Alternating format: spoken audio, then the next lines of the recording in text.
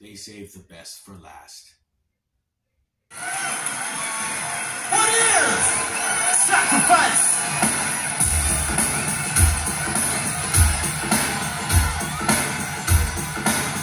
Slow funk in the place, Sunny D, please. And this is live at Glam Slam 1992. Now, this perhaps is the best of the collection, and what you will hear pretty much is songs from Diamonds and Pearls. Now, there will be some newer material from this album that's showcased on here as well.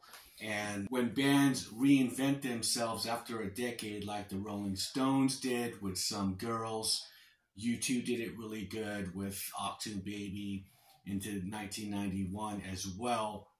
However, with Prince, he was pretty much done with the electronic instruments, and he had this new band. Starting from side one, we have Thunder, which I thought was a great opening track on the album, and it was just a Prince song that he performed all the instruments on. Nobody from this new band was showcased in the studio recording, and it was a great opening track. The music itself on this record is probably the best official Prince live material I have ever heard. I would say it's as good as the remaster for the Syracuse Purple Rain show. Even better than One Night Alone. Just the audio on this is superb. So Thunder was great. Daddy Pop, Diamonds and Pearls. Now these two songs, they pretty much are well rehearsed on this concert. So this is taking place in January of 1992. The tour will start in April. So they're pretty much, they're taking their arena show and putting it, and just kind of just showing it to a small group of people in a club. When I think of Prince in a club, I think of after shows and you know, there's just a loose way of performing. You know, sometimes it's kind of low key, and then, or sometimes it gets kind of hopping after a few hours. This is, it sort of just has that vibe of both an after show and an arena show. Willing and Able starting off on side two. That is a great song. Jughead, there's nothing bad on this whole concert. I was surprised because this wasn't my favorite period of Prince. And I mentioned that on the first video of this series on part one. I start to appreciate this album more with some of the B-sides, but of course some of the B-sides and the vaults, they lacked a lot of material, which the other prior Super Deluxe editions, and I think this really makes up for it. Now, the Sacrifice of Victor is a really amazing thing here because Rosie Gaines is still on here.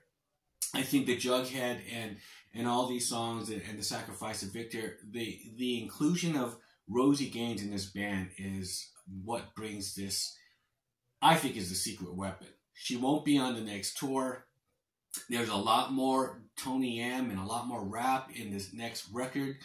And they throw in Maite, I guess, to kind of replace the dynamic of Rosie Gaines, which is, you can't, you know. And so the Sacrifice of Victor is awesome. Kind of bringing this P-Funk Parliament kind of vibe on that song. I mean, there are so many people on that stage. All it needs is a mothership behind them, but it kind of had that feel for me. You got like the Steels on there. You got the NPG horns. You got Rosie Gaines. You got the dancers too. I mean, and it was just this, you know, this loose jam it turns into, and it's really cool.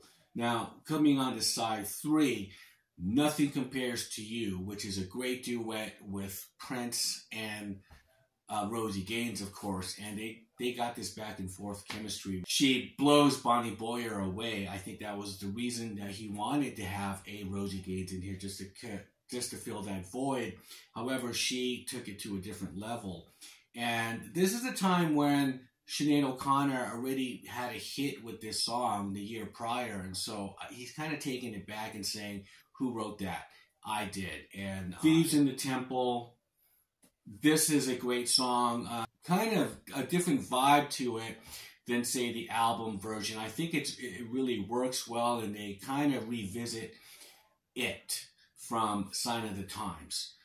Here we have Sexy MF, and he's giving the audience something new. And so there's a lot of material they already have worked on. And Sexy MF comes off really great live, of course. And then, you know, side 4, we have Insatiable, a nice 7-minute version of that song. It's great to hear Prince doing songs from the beginning to the end, getting these songs in a very complete kind of from beginning to end presentation, which is great. Now, Cream, which is another hit from this album, and they go on to this loose jam with that, and they go on to do Well Done, I Want You, and In the Socket.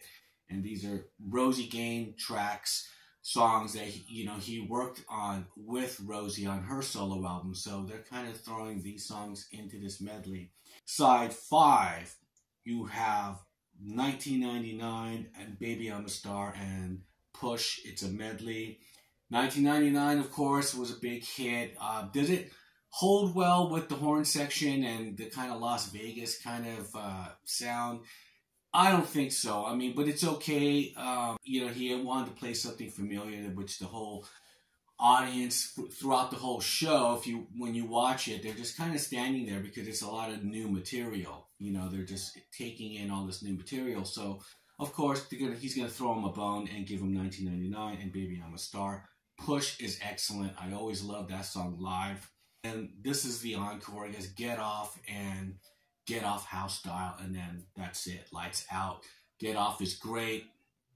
I do like, in the beginning of Jughead, Tony Yam kind of goes into a little did on it from the Black Album, just to tell the audience that, you know what, Prince has changed his mind on hip-hop or rap. So it's really cool. And let me just show you it is a nice trifold. And there's a lot of pictures as well in the inner sleeves, that being one of them. And there's only 5 sides of music, and the last side, of course, has an etching of the album cover. I don't know if you can see that, but it is the album cover with Prince and the 2 diamonds and pearls. Characters, I call them characters. I know they got real names. I don't know what they are. I can't remember it off the top of my head. However, they're not on the stage. They're not doing anything. They're pretty much there for interviews and to promote the band and, bring out Prince's persona and just have them as marketing is what Diamond and Pearl is. Or now Blu-ray, which is included here, you get Live at Glam Slam 1992. Sound is perfect. It looks really great. Better than the other 2.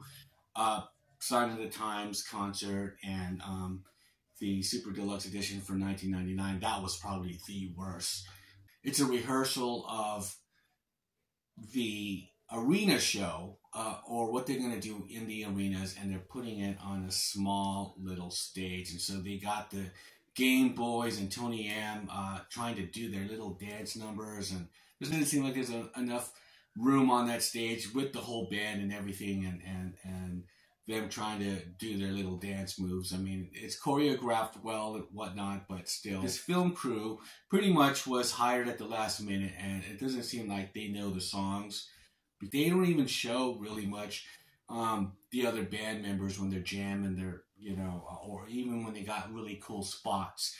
If they do hit it while there's a guitar solo, it'll be like right after the fact. It won't be like right on spot. You know what I mean? So that's cool. Live at the Glam Slam, you get to see Prince on top of the bar dancing. It's a really small club, and so it's really great. Now, the Special Olympics, now you get a sound check, and now they're in the Metrodome, they're in a big stadium, and you see them do some of the choreography and stuff like that, and it works on the big stage. Now, last but not least, you got Diamonds and Pearls, the video collection, and that's pretty much Diamonds and Pearls video collection. It's this home video from back in the day, and it's really cool. You get the promo videos and everything, and you get some interviews with the band when you're just kind of meeting them. The one thing, yeah, the live performances on here are incomplete. However, it is a really good kind of introduction and presentation of the band, Prince and the New Power Generation. And it's on here, and it looks and sounds way better. Okay, so live at Glam Slam, to wrap it up, I'm going to rate this a 10. This is a perfect concert. It sounds great from beginning to end. It's a perfect 10 for me. It's probably the most redeeming piece of vinyl or material that's in this Super Deluxe Edition.